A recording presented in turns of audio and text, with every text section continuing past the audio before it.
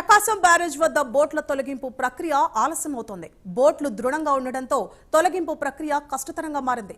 ఒక్కో boat cutting కు 15 గంటలకు పైగా సమయం పడుతోంది. ఈ ఒక్క బోటు కటింగ్ పనులు 70% పూర్తయ్యాయి. ఇవాళ మధ్యాహ్నానికి ఒక బోటును బయటకు తీసేందుకు ప్రత్యేక బృందాలు నిమగ్నమయ్యాయి. కాకినాడ నుండి మరో ప్రత్యేక బృందాన్ని ఇరిగేషన్ అధికారులు రప్పిస్తున్నారు. గతంలో గోదావరిలో మునిగిన బోట్ను ఈ బృందం బయటకు తీసింది. నీటి మట్టం తగ్గడంతో ప్రత్యేక బృందాలు ఎయిర్ బెలూన్లు వాడలేకపోతున్నాయి.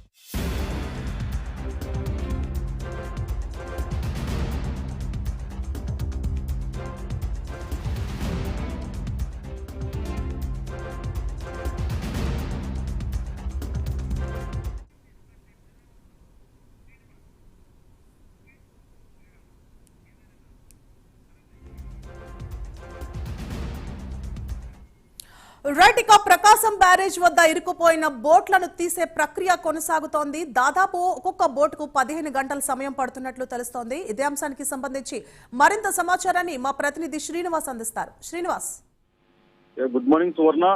ఏదైతే ప్రకాశం బ్యారేజ్ వద్ద వరదల నేపథ్యంలో కూడా అక్కడ మూడు బోట్లు కూడా గేట్లను ఢీకొని కూడా అక్కడే ఇరుక్కుపోయాయి. ఈ బోట్లను తీసేందుకు కూడా ఇరిగేషన్ శాఖ అధికారులు ముమ్మరంగా ప్రయత్నం చేస్తున్నారు. కొద్ది రోజుల క్రితం కూడా వాళ్ళు బాధితుల సాయంతో కూడా ఆ 3 బోట్లను కూడా తొలగించేందుకు కూడా ప్రయత్నం చేస్తారు. అయితే క్రేన్ల ద్వారా అవి తొలగించలేని పరిస్థితి నెలకొంది. ఈ నేపథ్యంలో కూడా ఇరిగేషన్ శాఖ అధికారులు ప్రత్యేకంగా వైజాగ్ నుంచి కూడా ప్రత్యేక బృందాన్ని కూడా ఇక్కడికి రప్పించారు. అయితే వాళ్ళు నిన్నటి నుంచి కూడా నిన్న ఉదయం నుంచి మొన్న రాత్రి నుంచి కూడా వాళ్ళు పనులు మొదలు పెట్టారు. అయితే ఇప్పటిదాకా 3 బోట్లలో కూడా ఒక్క బోటుని కూడా వాళ్ళు అక్కడి నుంచి తొలగించలేకపోయారు.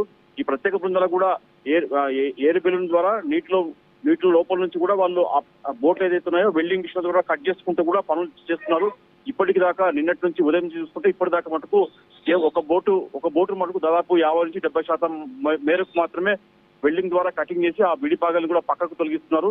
అయితే ఇంకా మరీ 2 బోట్లు కూడా అక్కడే ఉన్నాయి. దీంతో ఈ ఒక్క బృందంతో కూడా పని సాధ్యం కాదని చెప్పేసి కూడా ఇరిగేషన్ శాఖ అధికారులు భావించారు. ఈ నేపథ్యంలో కూడా కాకినాడ నుంచి మరొక ప్రత్యేక బృందాన్ని కూడా ఈ బోట్లు తొలగించేందుకు కూడా వాళ్ళు రప్పిస్తున్నారు. అయితే ఇంకా 3 బోట్లు తొలగించాల మటుకు ఇంకా ఆలస్యం కానుంది. ఈ 3 బోట్లను కూడా దాదాపు 2-3 రోజులు కూడా పట్టే అవకాశం ఉంటుంది. అయితే మరోవైపు కూడా కృష్ణానదిలో కూడా వరద నీరు తగ్గడంతో కూడా అక్కడ బోట్లు కూడా పనిచేస్తుంది కూడా కొద్దిగా ఆటంకమైంది. ఎయిర్ బెలూన్స్ ద్వారా నీటిలోకి వెళ్లి ఆ బోట్లను కట్ చేసే పద్ధతిని కూడా కొద్దిగా కష్టతరమైంది. దీంతో మరొక బృందాన్ని కాకినాడ నుంచి వాళ్ళు గతంలో కూడా వాళ్ళకి ఈ బోట్లను తొలగించే అనుభవం ఉంది. గతంలో కూడా గోదావరి పుష్కరాల టైంలో కూడా ఈ బృందం కూడా ఆ బోట్లను తొలగించారు. ఈ నేపథ్యంలో కూడా 2 బృందాలను కూడా రంగంలోకి దింపాలని చెప్పేసి ఇరిగేషన్ శాఖ అధికారులు భావించారు.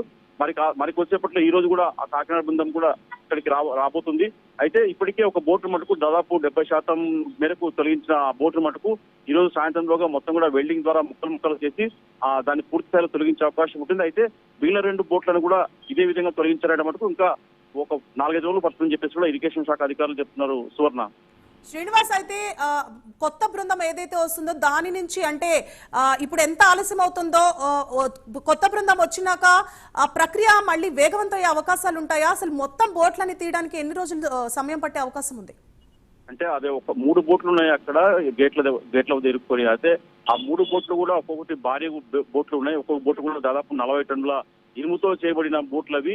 అయితే ఈ బోట్లను తొలగించడం మటుకు అంత సాధ్యమైన పని కాదు. ఒకవైపు దాన్ని పక్కకు తొలగించే అవకాశం లేకుండా పోయింది. దీంతో ఖచ్చితంగా ఆ బోట్లను తొలగించాలంటే మటుకు వెల్డింగ్ చేసి ఏదైతే బోట్ ఉందో ఆ ఇనుప భాగాలను కూడా ముక్కలుగా చేసి తొలగించాల్సిన పరిస్థితి నెలకొంది. దీంతో కనీసం నిన్న ఒక బోటును తొలగించాలంటే దాదాపు 15 గంటల సమయం పట్టింది. అంటే 15 గంటలకు కేవలం వాళ్ళు 50 నుంచి 70% మేరకే దాన్ని విడి భాగాలుగా కట్ చేసి తొలగించడం జరిగింది. అయితే మిగిలిన 30% పనులు కూడా ఇంకా ఈ రోజు మధ్యాహ్నం సాయంత్రం పట్టే అవకాశం ఉంటుంది. దాంతో చూసుకుంటే దాదాపు ఒక బోటును తొలగించడం మటుకు దాదాపు 1-1.5 రోజు క్షమించాల్సి వచ్చిన పరిస్థితి నెలకొంది.